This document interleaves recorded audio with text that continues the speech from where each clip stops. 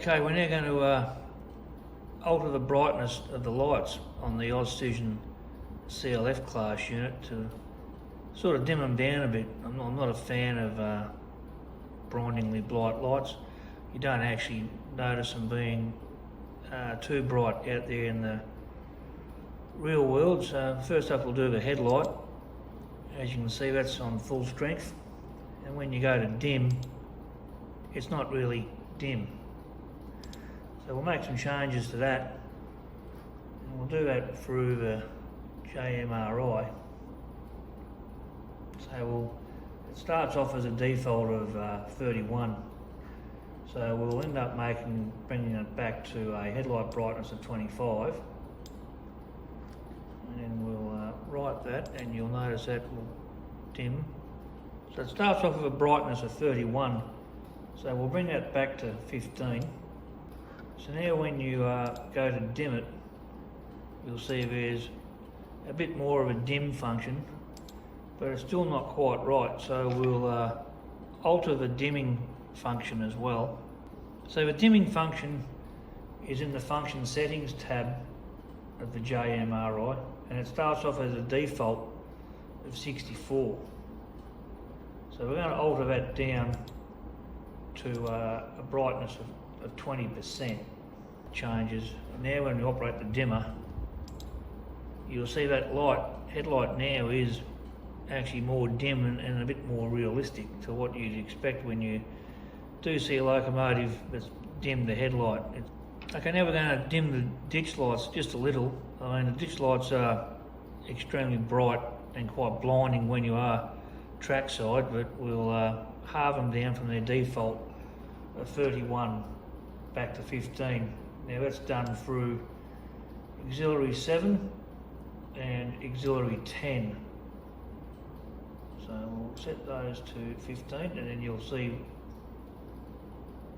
those change. So now when the horn is operated, they'll blink, and they're still quite bright, but they're just down a little. So now we'll move on to the marker lights, or classification lights, whatever you prefer, and the number boards. So red's always a poor colour on a camera, but you can see they're actually quite bright. So we'll also dim those down and make them a little bit more realistic as well. Okay, so now we're going to dim the white marker lights, the red marker lights, and the number boards. And the rear marker lights will also get done at the same time. Now the number boards are run off auxiliary 1, square bracket 1. The white front lights are off auxiliary 3. The white rear is off auxiliary 4. The red front is off auxiliary 5. And the red rear is off auxiliary 6. Now we're going to make those 5 auxiliary outputs all 5. So do those changes, and then you'll see them dim down.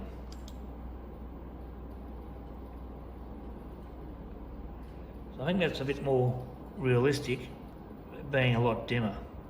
So as you can see, I think the lights now look a bit more prototypical, and we haven't lost any function with the horn and the ditch blink, but everything's looking a bit more realistic.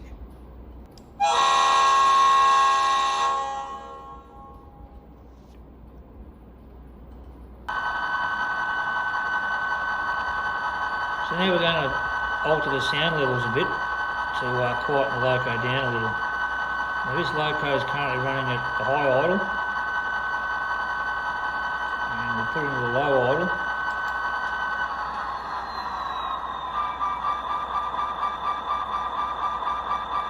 Now it also has a fade function, but it's still quite loud on the fade.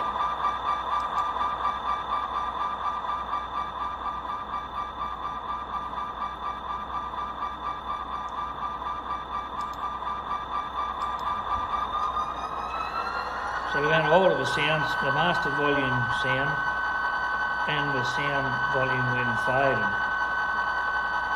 So they start off as a default of 160 for the master and 64 for the faded.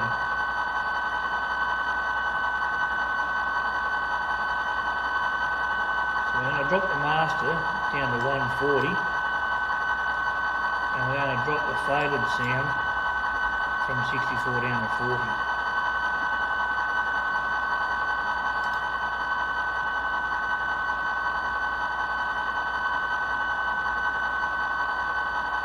You mightn't have picked up much of a difference in the sound, but you will once the fade comes in.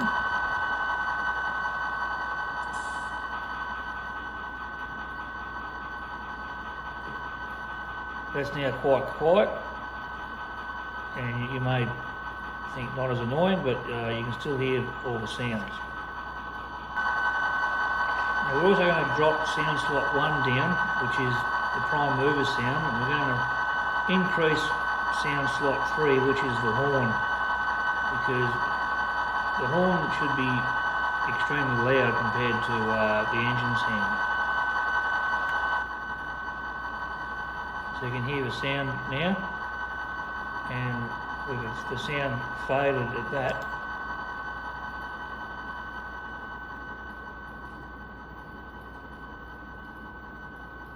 It's slightly more quiet.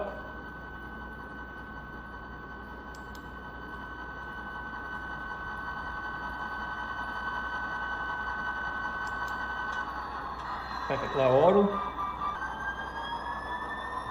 and notching up to notch 8.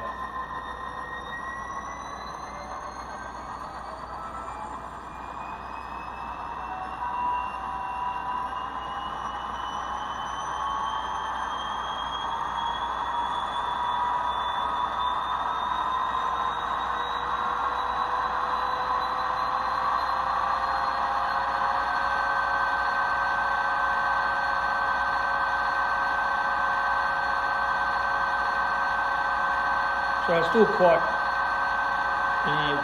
it's not annoying at full noise. The horn will make that a little bit louder now.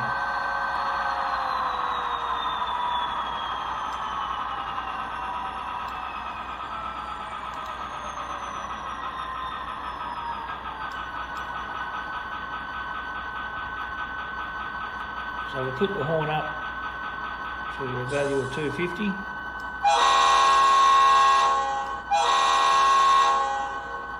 As you can hear, that's a bit louder and probably a bit more realistic for those large 5 chimes that adorn these classes of the locomotive. Okay, so we're going to alter the bass now to make the horn a bit more bassy, like the real thing. So here's the current horn with a normal bass setting of 16.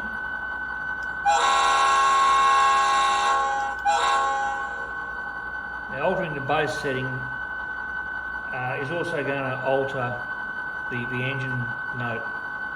So it starts off as a default of 16. We're going to put it up to 30 to start with.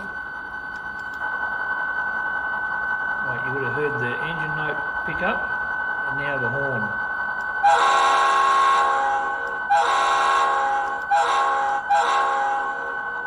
Sounds a lot more realistic and a lot more like the 5 chime.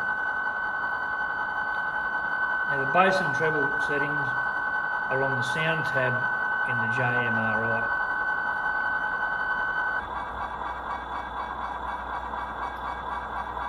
So on top of adjusting the bass and the treble, we've also adjusted the minimum and maximum speed, playback speeds for the horn down from 128 to 120, and that makes the horn deeper again, as you'll notice.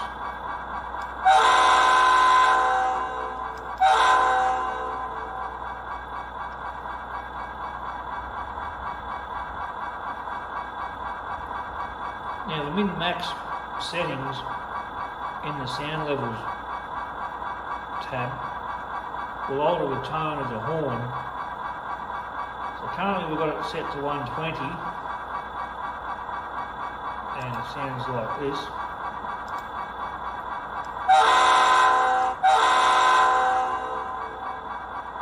Changing it to 125 has it sounding like this.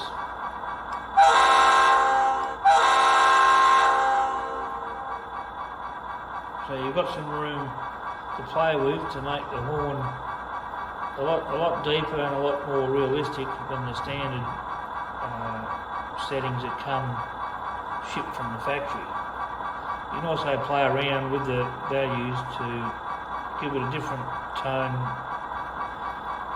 as against flute damage or you know, just different ages of horns sound different tones. So I think that sounds a lot more realistic than out of the factory. And that's pretty much all the sound and light mods that I do. Now I do these to